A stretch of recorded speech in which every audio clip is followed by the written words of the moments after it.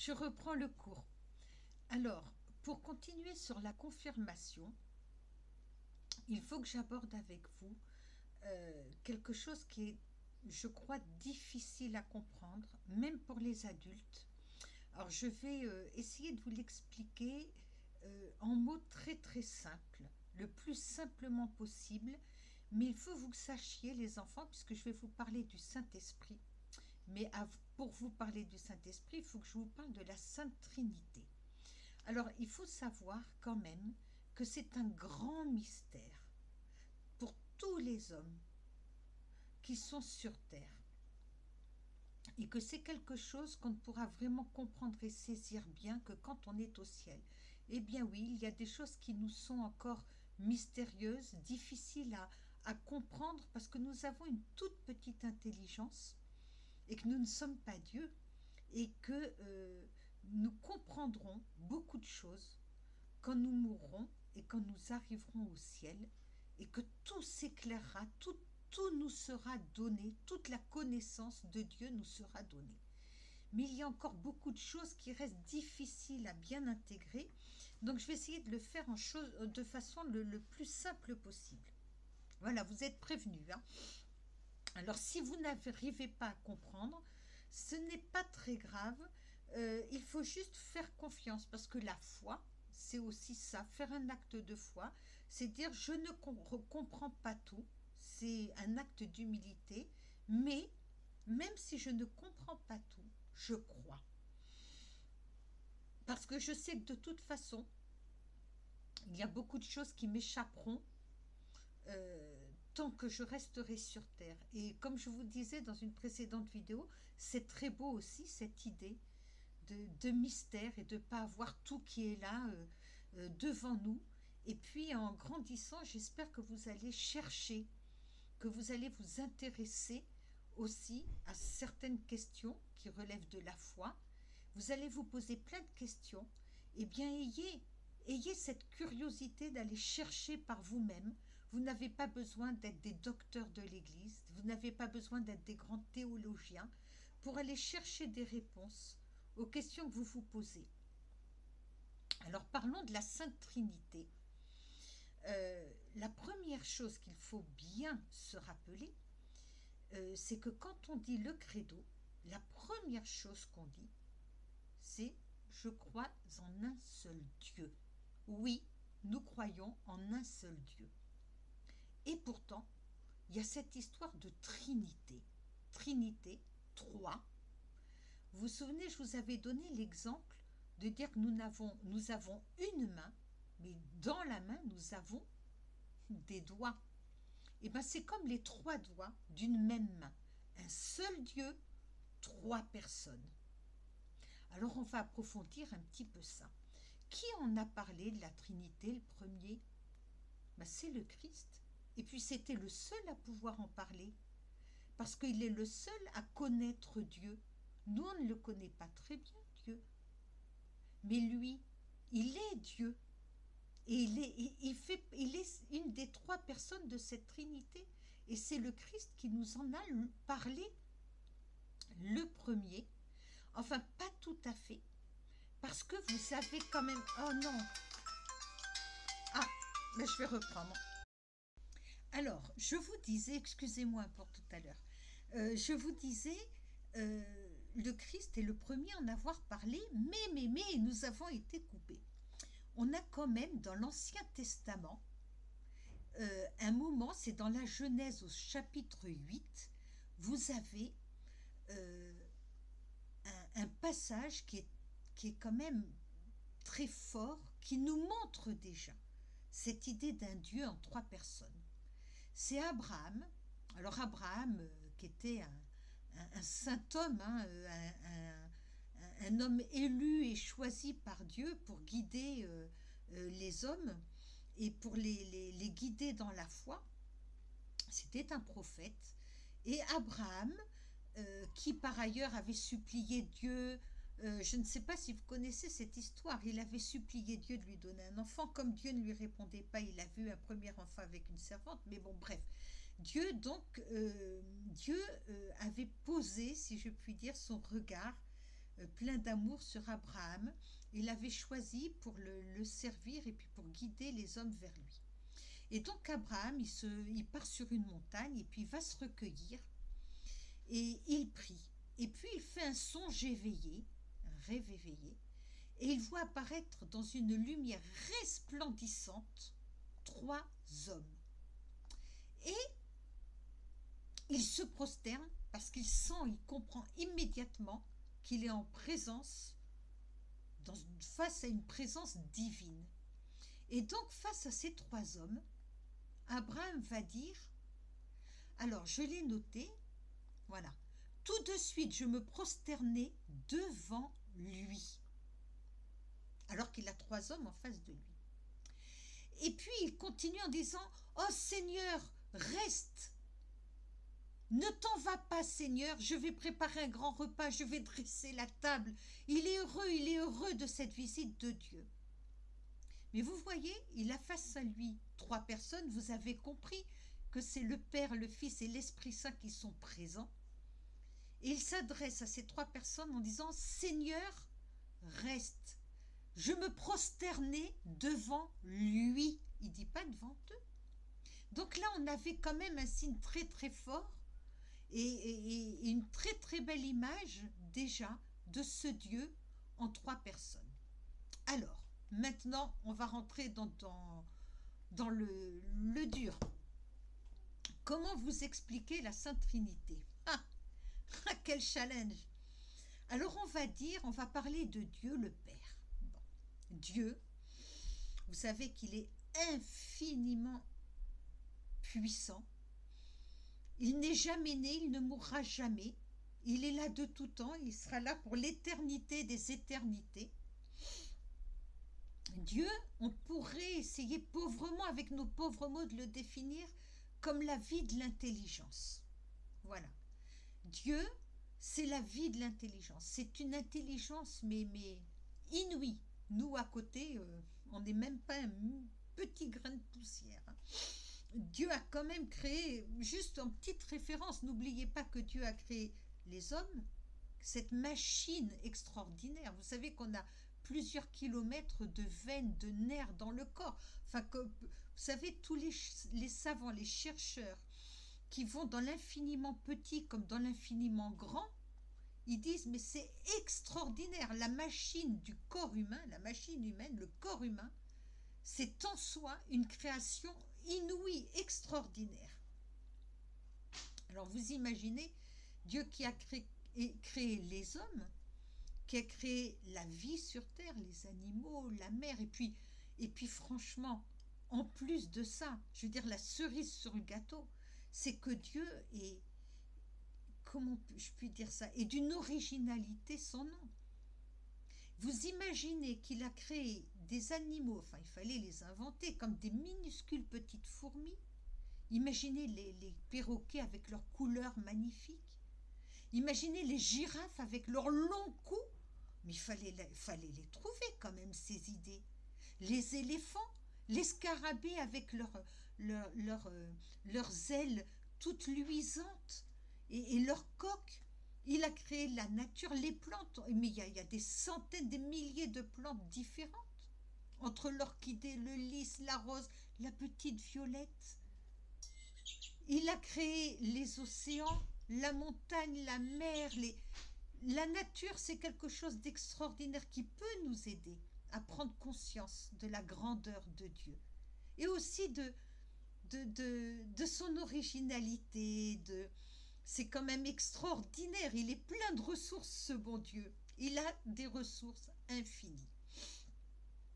Et puis, l'infiniment grand, on dépasse la terre, on va dans les étoiles, le système solaire, les planètes, et on va au-delà encore, c'est incroyable, c'est magnifique. Et ça, c'est l'intelligence de Dieu qui a fait tout ça. Dieu, c'est la vie de l'intelligence, de la création. Et puis, on va essayer de définir le Fils. Eh bien, je dirais de Jésus, quand un homme aime une femme, la première chose, enfin non, la première chose qui va jouer, c'est son intelligence. Il va dire, elle est belle, elle me plaît. Ah, elle est comme ci, elle est comme ça. C'est l'intelligence qui rentre en jeu. Mais tout de suite, tout de suite, allez, voilà. Tout de suite, après, quasiment en même temps, qu'est-ce qui intervient? C'est le fait que il la regarde. Eh bien, Dieu, il se regarde. Mais il ne se regarde pas comme nous. Nous, quand on pense à nous-mêmes, et il se pense, nous, quand on pense à nous-mêmes, quand on se contemple, quand on se connaît, quand on pense à soi en se disant, mais comment je suis? On va avoir une image de nous. Mais c'est une image qui est très floue. C'est une image qui est très incomplète. Donc c'est très difficile pour nous de concevoir que Dieu se connaît, parce qu'il ne peut pas se connaître du tout de la même façon que nous, absolument pas. Il se contemple, il se connaît. Et cette connaissance qu'il a de lui, elle est tellement parfaite. En latin, il y a un mot, c'est verbum. Le mot verbum, et vous avez compris que le Verbe, le Fils Jésus qu'on appelle le Verbe, eh bien c'est la contemplation que Dieu a de lui-même. Et verbum en latin, ça veut dire la conception de soi. Dieu se conçoit, mais pas comme nous qu'avons une image, c'est de la fumée. Oh non, mais c'est pas possible.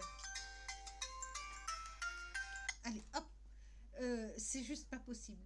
La conception qu'on a de nous, c'est comme une fumée, c'est rien du tout.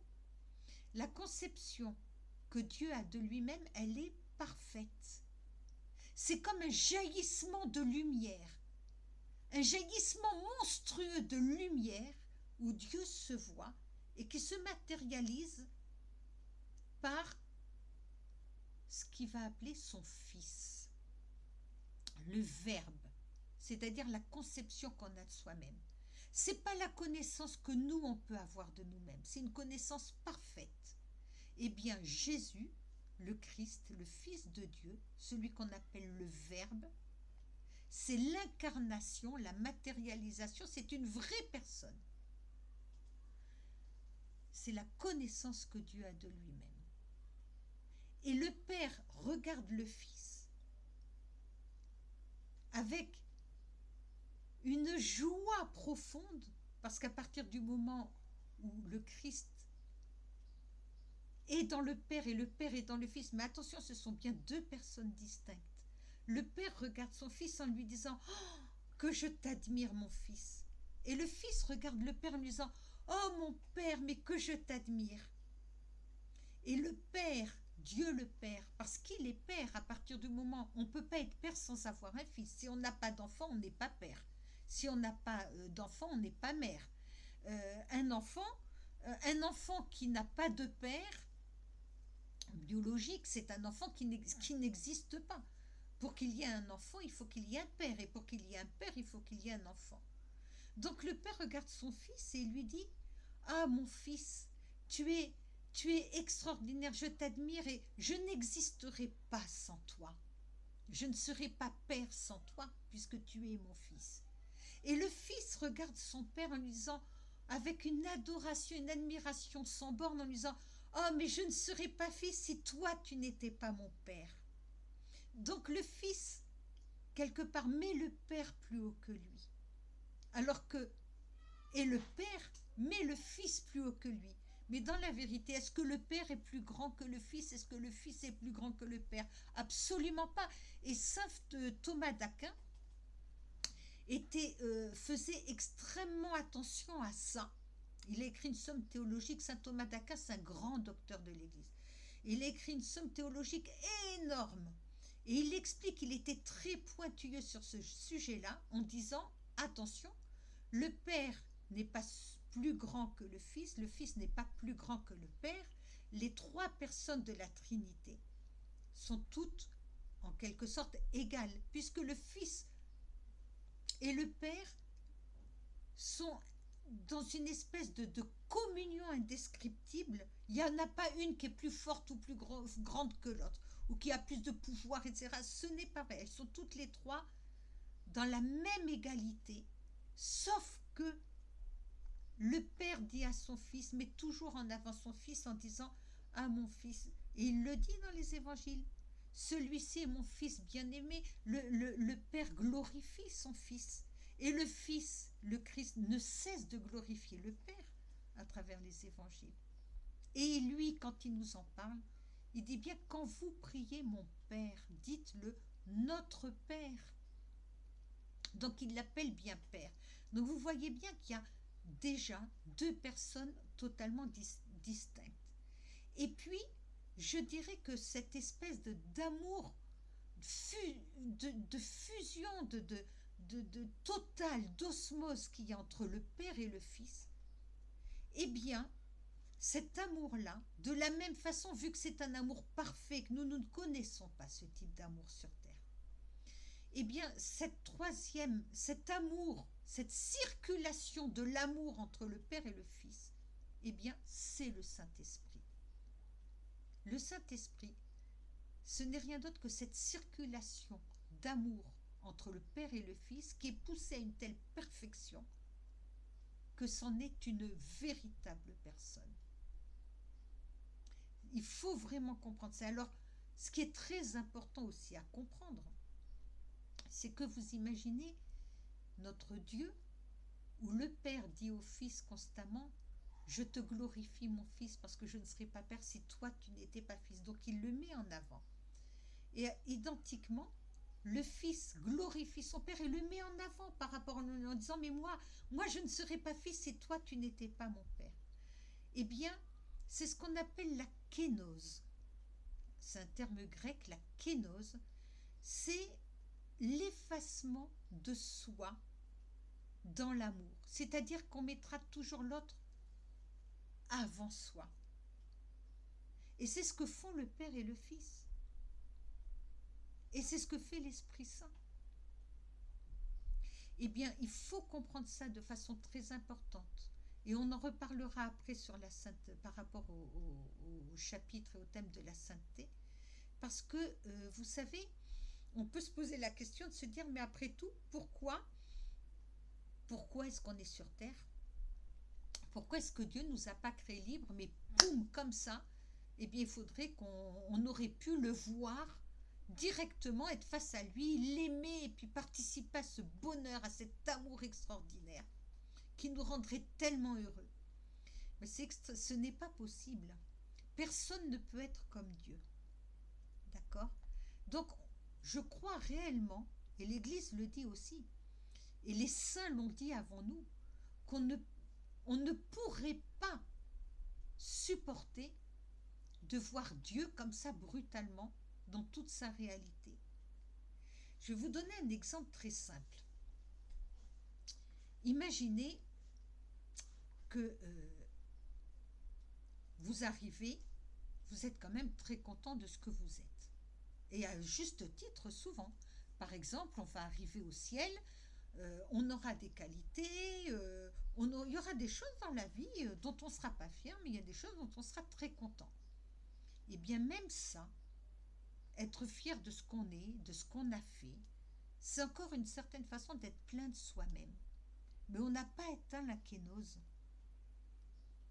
La kénose, c'est vraiment à un moment donné, être dans une forme d'effacement complet de soi, parce que ce qu'on est soi, on s'en fiche complètement.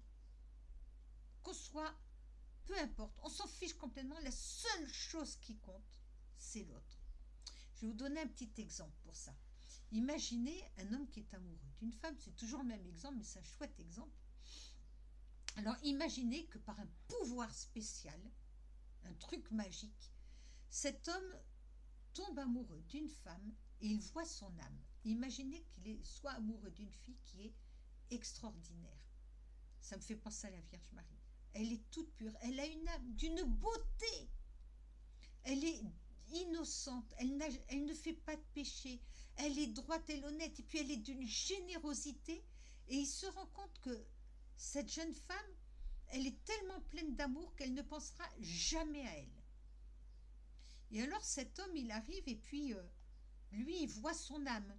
Alors il sait, hein, il arrive, il dit, ben voilà, moi je suis bricoleur, hein, j'ai des qualités, je pourrais bricoler dans la maison, puis je suis un type plutôt honnête, enfin, il est plutôt content de lui, il peut l'être à juste titre. Et puis il voit quand même aussi ses défauts, il voit que des fois, il est content, mais par rapport aux autres, il se sent un petit peu supérieur, et puis il voit aussi qu'il a des défauts. Est-ce que vous pensez que cet homme, qui va avoir envie de l'épouser, est-ce que vous pensez que cet homme, il pourrait supporter de vivre avec cette jeune fille, avec une âme aussi belle à côté de lui? Ben moi, je vais vous dire, il ne pourrait pas. Parce que sans arrêt, elle lui renverrait l'image de tout ce qui ne va pas chez lui. Il ne le supporterait pas. Il ne pourrait pas. Elle serait juste comme un révélateur de tout ce qui ne va pas chez lui. Et à toujours comparer ça, son égoïsme, ses petites faiblesses, son contentement de lui-même, alors qu'elle, elle ne serait que pure générosité, pur don pour lui. Il ne se sentirait pas du tout à la hauteur d'une fille comme ça. Il filerait en essayant de s'améliorer. Voyez ce que je veux dire? Et s'il arrivait un jour à l'épouser, cette fille, eh bien, elle serait tellement, il faudrait pour que ça puisse marcher, qu'il soit dans un amour aussi grand ou sensiblement aussi grand que le sien. C'est-à-dire que pour que ça marche, il faudrait qu'il soit prêt lui aussi à lui donner, à s'oublier complètement et être à la hauteur de cet amour-là. Alors en fait, quand on arrive au ciel et qu'on voit Dieu, mais qui est tellement, mais dans la simplicité, dans l'amour, dans l'espérance joyeuse de nous prendre à côté de lui, dans la douceur, dans le pardon, dans l'humilité, eh bien, on ne peut pas supporter, nous, on ne peut pas supporter à l'idée de s'approcher de lui dans ces conditions. C'est comme si vous êtes invité à un repas de fête et on vous invite à une grande cérémonie. Vous êtes dégoûtant, sale, vous avez des vêtements, vous avez travaillé toute la journée, vous êtes plein de boue. Vous voulez aller à cette fête, mais vous allez d'abord vous changer, vous laver avant d'y aller, sinon vous n'oserez pas, vous aurez trop honte. Eh bien, c'est ce qui se passe quand on arrive au ciel. Tant qu'on n'est pas prêt à vivre cette kénose, c'est-à-dire cet oubli de soi pour n'être que dans l'amour, on ne peut pas voir Dieu. Je fais une pause.